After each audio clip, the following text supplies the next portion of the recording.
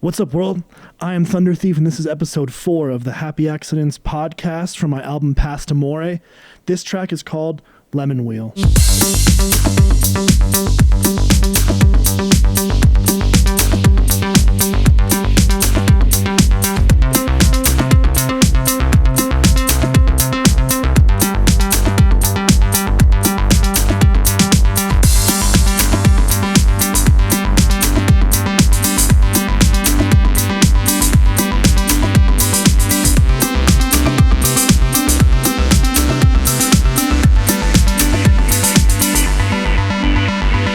This song is all about the bass line.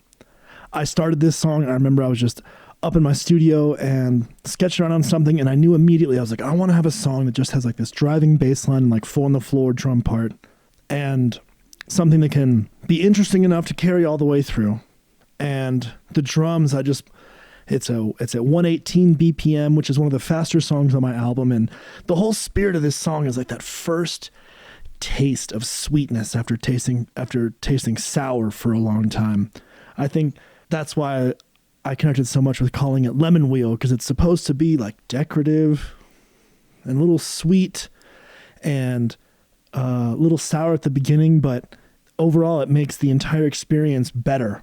And I opened up Diva and started with an arpeggiated bass line. I knew I wanted it to be arpeggiated versus long notes or something else. Just, I don't know. I am beginning to understand and appreciate arpeggiators more and more. And the random ideas that just get generated after like putting your hand on a chord and you're like, oh, I never thought to voice it that way, to hit those notes that way. And it's just a fun little happy accident that you stumble into when you just start changing all the settings and seeing what comes out. So after a little while of tinkering around, I settled on this tone.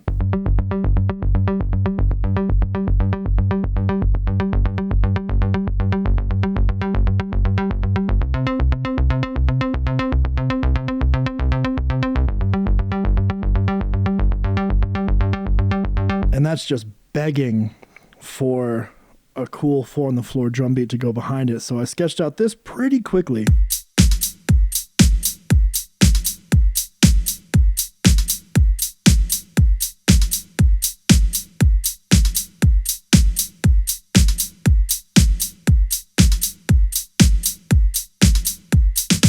And that's just a very simple 4-on-the-floor drum beat, but I like that little double snare fill at the end.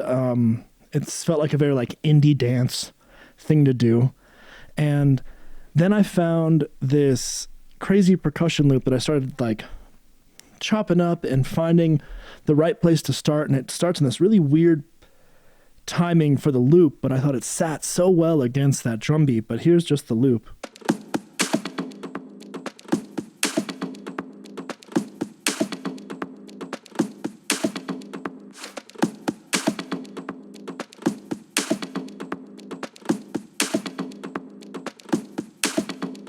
And I'm always trying to find ways to fit a live drum sound into these like programmed beats. And well, they're not programmed, I guess they're hand drummed, but I really liked adding this little flare of a live hi-hat to go in between the offbeat electric hi-hats. So when everything comes together, it goes from sounding like this pretty simple, basic 4-on-the-floor drum beat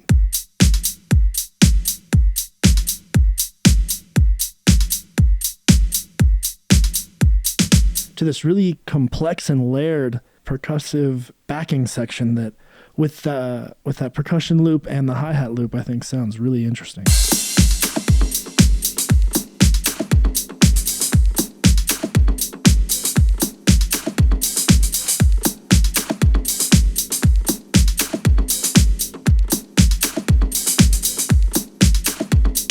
And I just love grooving on that spot for a little while. Like, I just think it's in the pocket and really satisfying to just move to. And this is the first song on my album that really has like some get up and dance type of energy. And that's because this is kind of a sad album, but it's also supposed to be like revelatory and appreciative. And this is that first song where you sort of feel like the light breaking at the dawn, and you're excited about something, and wandering through the woods and finally coming out with something that makes you feel happy. And I wanted to add something kind of fairy-like, I guess. Like I was thinking about, Tinkerbell and Peter Pan and just sort of pixie stuff, where there are these like light, high-pitched voices that help guide you. And that's where I came up with this synth sound.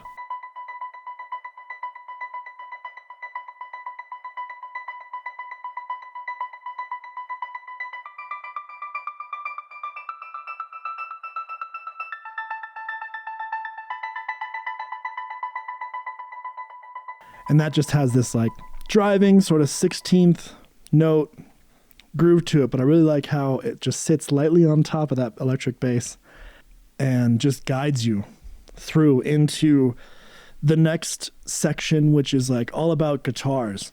And when I was writing all the guitar parts, I always think about like pop punk bands when writing guitar parts, because those were the songs that I like first learned how to play on guitar. And I really love the complexity of some of them, the simplicity of some of them. And when I sketched out this idea for the guitar chords that I thought drove the song in the same kind of way that the synth bass was going, but it had its own space. And I came up with this chord riff.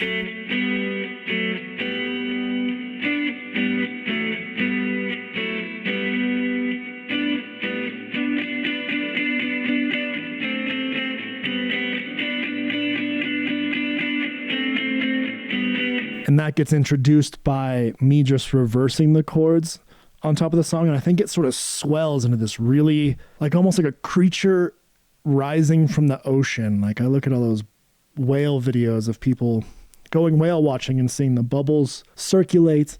And all of a sudden this like beautiful creature just emerges out of the ocean. And I think the reverse guitar sound that I put at the beginning sort of imbues that same spirit.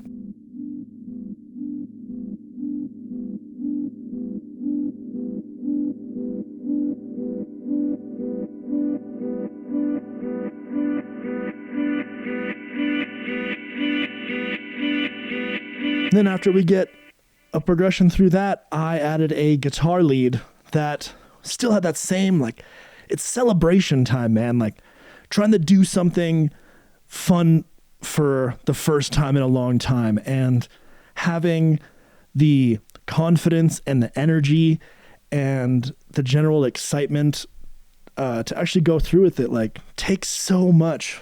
And this lead was something that came out so quick, and I didn't want it to be something that was really showy or intense. I just wanted it to like help continue the energy.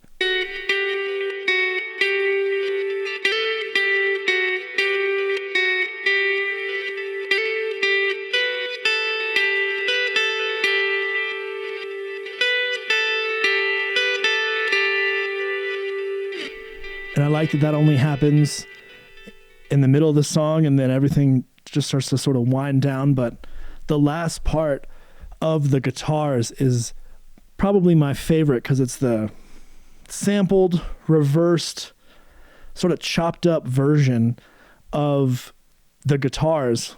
And I think the energy of that sits so well on top of all the electronic stuff that it deserved like its own little section. And that was a huge focus of mine in this album for sure, where I want to make guitars feel like synthesizers, and I want to sample them. I want to write original stuff and then sample it and then resample it and have it become something that it never was intended to, never was written to do, but it ended up being something remarkable just the same. And this section was one of those victory moments where I wrote that chorded guitar part and I was like, okay, cool, how can I chop this up and apply it in a different dimension? And I first came up with the chopped portion.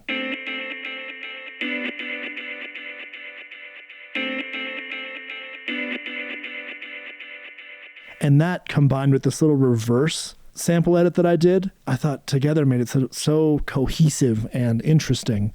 And here's just the reverse part.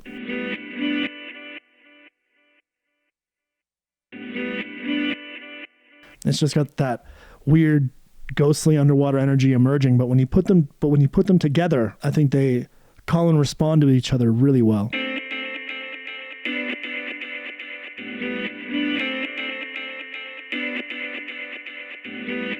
It's just this weird sort of disorienting sense that guitars don't often get to do, and so that's just a fun moment wrapping up like the guitar section. And honestly, like the highest peak of the song is that energy, and it's just starting to come down.